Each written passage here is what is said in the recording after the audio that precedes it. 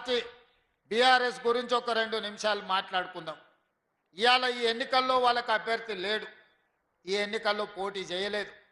కానీ హరీష్ రావు గారు, కేటీఆర్ గారు, టీఆర్ఎస్ నాయకులు కాంగ్రెస్ పార్టీని ఓడించండి, కాంగ్రెస్ పార్టీని మీరు ఎట్లనన్నా చేసి కింద పడేయండి అని వాళ్ళు విజ్ఞప్తి చేస్తున్నారు. మరి నేను ఈ వేదిక మీద నుంచి పట్టభద్రులను అడుగుతున్నా, బీఆర్ఎస్ వాళ్ళు మమ్మల్ని ఓడగొట్టమని చెప్తున్నారు. మంచిదే, మీ కోపం మీ పగ ఈ పట్టభద్రులు అర్థం చేసుకుంటారు. కానీ మీరు ఎవరిని గెలిపించమని చెప్తున్నారని నేను అడుగుతున్నా. మీ అభ్యర్థి ఎవరు? మీ అభిమానులు కానీ మీ పార్టీ నాయకులు కానీ ఎవరికి ఓటేస్తారు?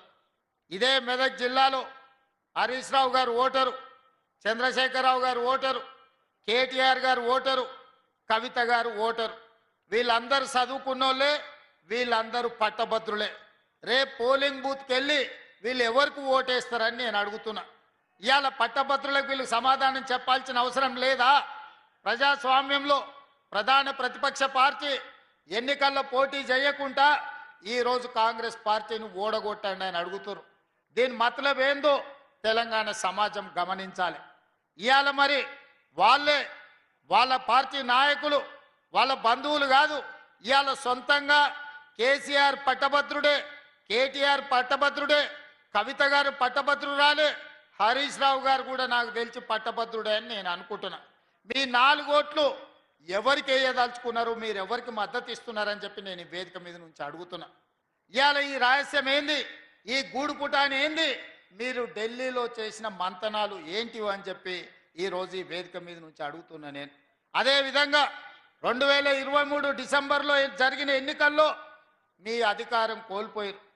2024 పార్లమెంట్ ఎన్నికల్లో 8 సీట్లలో మీ బండి సంజయ్ గారు అడుగుతున్నారు, కేసీఆర్ కేటీఆర్ని ఎందుకు అరెస్టు చేస్తలేవని.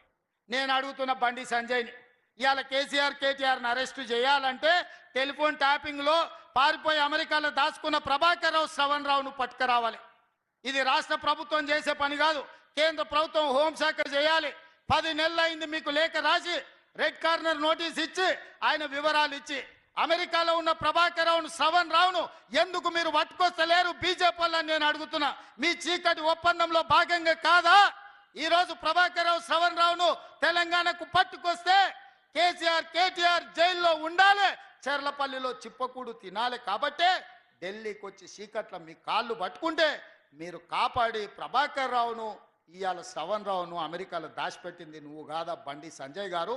నేను అడుగుతున్న బండి సంజయ్ని, కేంద్ర హోంశాఖ సహాయ మంత్రి నువ్వు